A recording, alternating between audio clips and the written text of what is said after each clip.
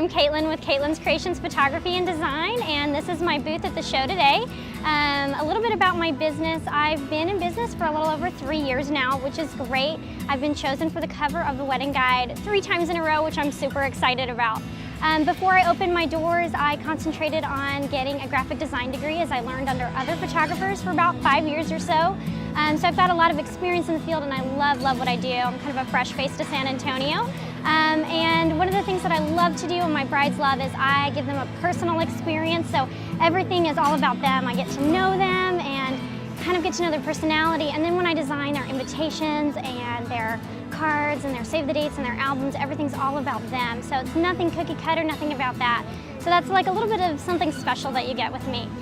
My favorite thing about this is just seeing the reactions of everyone when they see their portraits. This is such a special thing for them, and I know that they're going to pass these down to their kids and their grandkids, and they're going to show these off to their family. So I just love doing something that's so important to them and seeing the wonderful reactions.